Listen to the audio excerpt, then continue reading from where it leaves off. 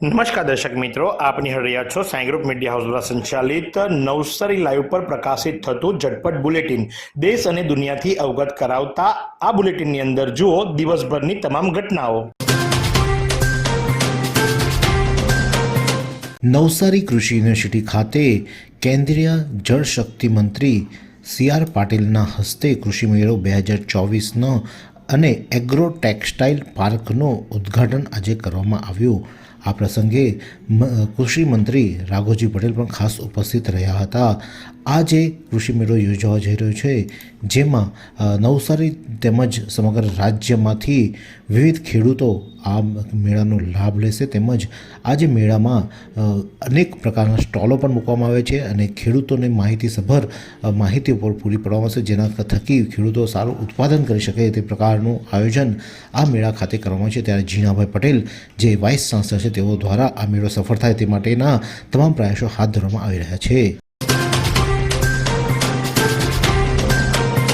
સયાજી વૈભવ library દ્વારા પર્યાવરણ જાગૃતિ માટે આજે મહારેલીનું આયોજન કરવામાં આવ્યું હતું। ફુવારાથી આ રેલી સમગ્ર શહેરમાં ફરી હતી અને લોકોને પર્યાવરણ માટે જાગૃતિ કરતા સૂત્રોચ્ચાર સાથે તેમજ પોસ્ટર સાથે આ રેલી નગરચર્યા કર્યા બાદ તેનું સમાપન લુન્સીકુઈ ગ્રાઉન્ડ ખાતે કરવામાં આવ્યું હતું।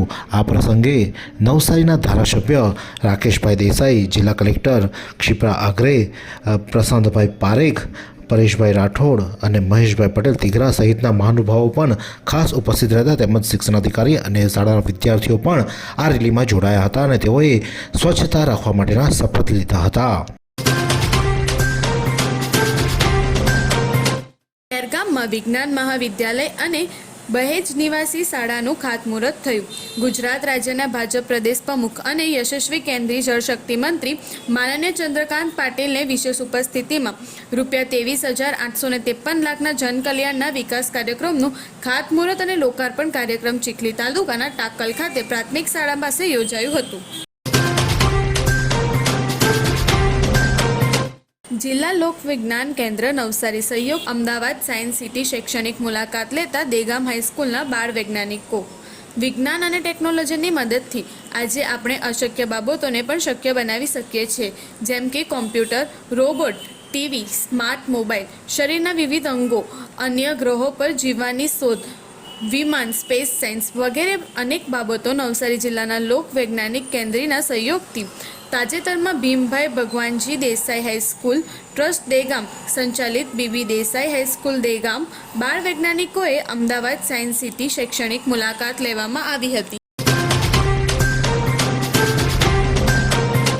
CR પાટીલના હસ્તે નવસારી જિલ્લાના વિવિધ રસ્તા અને મકાનોના કામમાં ખાતમુહૂર્ત કરતા લોકાર્પણ કરાયું।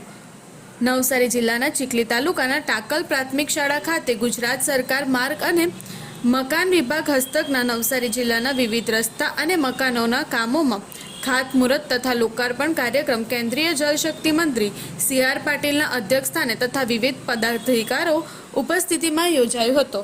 એવી કઈ હોસ્પિટલ છે જ્યાં કેન્સર માટે સર્જરીની સેવા હોય, કીમોથેરાપીની સારવાર હોય, રેડિયેશનની સારવાર હોય, પીટી સીટી સ્કેન હોય, કેન્સરની પેથોલોજી હોય, મેમોગ્રાફી હોય, એટલે કે બધું જ। હા, બધી જ સારવાર એક જ હોસ્પિટલમાં હોય, તે છે નવસારી નિરાલી કેન્સર હોસ્પિટલ।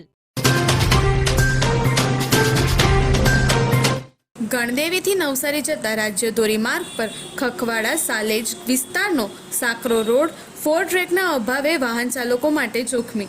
ગણદેવીથી નવસારી જવા આવવા માટે એકમાત્ર રોડ જે સ્ટેટ હાઈવે છે અને 4 ટ્રેક ધરાવે છે। આ આખા રોડ પૈકી ગણદેવી તાલુકાના આવતા ખખવાડા ગામથી સાલેજ ગામ સુધીનો આશરે 5 કિલોમીટરનો રોડ 3 વર્ષ વીતવા છતાં 4 ટ્રેક થયો નથી।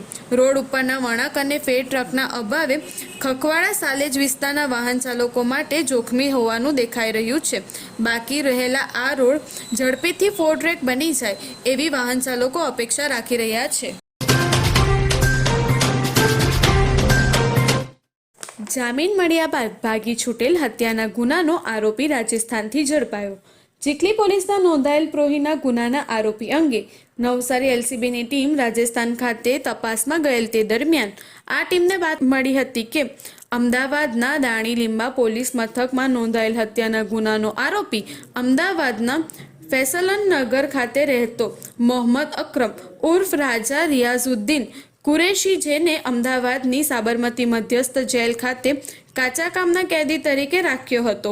હાઈકોર્ટમાંથી જામીન મળ્યા બાદ ફરી જેલમાં પરત આવ્યો ન હતો અને નાસ્તો ફરતો હતો. આ આરોપી જયપુરના MD રોડ નજીક આવેલ કચરા બસ્તી ખાતે ભાડાના મકાનમાં રહેતો હતો અને તેને મોટી ડુંગરી રોડ પર આવેલ પ્રેશિયસ મોલ પાસે પોતાના કામ માટે આવેલ છે. આ બાતમીના આધારે નવસારી LCBની ટીમ તેને પ્રેશિયસ મોલ નજીકની ઝડપી લઈ અમદાવાદ મધ્યસ્થ જેલ ખાતે સોંપવાની તજવીજ હાથ ધરી છે. ખેરગામના ધામધૂમ ગામ ખાતેથી પિકઅપમાં ગેરકાયદે વહન થતો ખેરના લાકડાનો જથ્થો ઝડપાયો. નવસારી જિલ્લાના વિવિધ વિસ્તારમાં ખેરના લાકડાના ગેરકાયદે વહનને અટકાવવા માટે જિલ્લા પોલીસની SOGના PSI P.Y. ચીતે અને તેમની ટીમ તપાસમાં હતી. તે દરમિયાન આ ટીમને બાતમી મળી હતી કે ગોડથલ ગામના પટેલ ફળિયાના ઢોલંબોર ચોકડીના રસ્તા પર આવેલ ધામધૂમ ગામની સ્મશાન ભૂમિ સામેના રસ્તા પર થઈ નંબર વિનાનું એક ટાટા EX પિકઅપમાં ખેરના લાકડાનો જથ્થો ગેરકાયદે વહન થઈ રહ્યો છે. આ બાતમીને આધારે SOGની ટીમ ધામધૂમા ગામની સ્મશાન ભૂમિ સામેથી પસાર થતા રસ્તા પર નાકાબંધી કરી હતી. તે દરમિયાન બાતમી મુજબનો પિકઅપ ટેમ્પો આવતા પોલીસે તેની અટકાવી ટેમ્પોમાં તપાસ કરતા ટેમ્પોમાંથી વગર પાસ પરમિટ ગેરકાયદે વહન થઈ રહેલ ખેરના લાકડાનો જથ્થો મળી આવતા પોલીસે ટેમ્પો ચાલક વાંસદા તાલુકાના રાવણિયા ગામના 26 વર્ષીય દિલીપ સુરેશ પરવાની અટકાયત કરી તેને ટેમ્પોમાં ભરેલ લાકડા અંગે પૂછપરછ કરતા તેણે ખેરના લાકડાનો જથ્થો માંડવખડ ગામના ચુન્નીલાલ નામના ઈસમના ખેતરમાંથી પિકઅપમાં ભરી તેને ચીખલીના ગોડથલ ગામના પટેલ ફળિયામાં રહેતા અર્જુન નીછા પટેલના ઘરે લઈ જવાતો હોવાનું કબૂલ્યું હતું. નવસારીના ગ્રીટ ખાતેથી મોબાઈલ ફોન ચોરનાર દંપતી પકડાયું. નવસારી જિલ્લાના અલગ અલગ સ્થળોથી થતી મોબાઈલ ફોનની ચોરી અટકાવી આ ચોરોમાં સંડોવાયેલાને ઝડપી લેવા નવસારી LCB સલંગ SOGના PSI P.Y. ચીતે અને તેમની ટીમ જિલ્લા વિસ્તારમાં પેટ્રોલિંગમાં હતી. તે દરમિયાન આ ટીમના હેડ કોન્સ્ટેબલ મહેન્દ્રભાઈ અને કોન્સ્ટેબલ કાંતુભાઈને સંયુક્તપણે બાતમી મળી હતી કે થોડા સમય અગાઉ ચીખલી ખાતે આવેલ જલારામ ખમણ હાઉસવાળા મકાનમાં ઉપરના માળે આવેલ રૂમમાં રહેતા કારીગરોના મોબાઈલ ફોનની ચોરી થયેલ, જેમાં સંડોવાયેલા મૂળ રાજસ્થાની દંપતી જે હાલ સુરત ડિંડોલી રોડ પર રહે છે ત્યાંથી એક સુઝુકી સેલેરિયો કાર નંબર GJ05RK 7228માં સુરતથી ચીખલી તરફ જવા નીકળેલ છે, જે નવસારી ગ્રીટ થઈને અગાડ જનાર છે.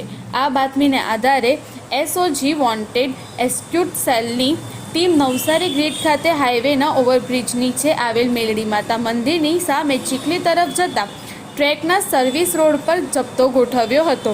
તે દરમિયાન બાતમી મુજબની કાર આવતા પોલીસે તેને અટકાવી કારમાં તપાસ કરતા કારમાં સવાર મોબાઈલ ચોર દંપતી 55 વર્ષીય માંગલીલાલ રૂમાલભાઈ રાજંટ અને તેમની પત્ની મંગીબેન રાજંટની અટકાયત કરી આગળની તપાસ માટે દંપતીને ચીખલી પોલીસને સોંપ્યું હતું. વાત કરીએ હવામાનની તો આજે નવસારી જિલ્લાનું મહત્તમ તાપમાન 29.6 અંશ સેલ્સિયસ રહ્યું હતું, જ્યારે લઘુત્તમ તાપમાન 13.2 અંશ સેલ્સિયસ રહ્યું હતું. હવામાન ભેજનું પ્રમાણ સવારે 88%, જ્યારે સાંજે 49% રહ્યું હતું. હવાની ગતિ 1.7 કિલોમીટર પ્રતિ કલાક ફરતી રહી હતી. આ સુંદર સૃષ્ટિને નિહાળવા માટે હજારો લોકો પાસે દ્રષ્ટિ નથી અને એ ત્યારે જ શક્ય બને જ્યારે કોઈ ચક્ષુદાન કરે. તો તમારા સ્વજનો સાથે મળી એક સુનિશ્ચય લઈએ, ચક્ષુદાનને પરિવારની પરંપરા બનાવીએ. Visit Sant Punit Chakshu bank, Rotary eye institute Navsari. Call 7069006329.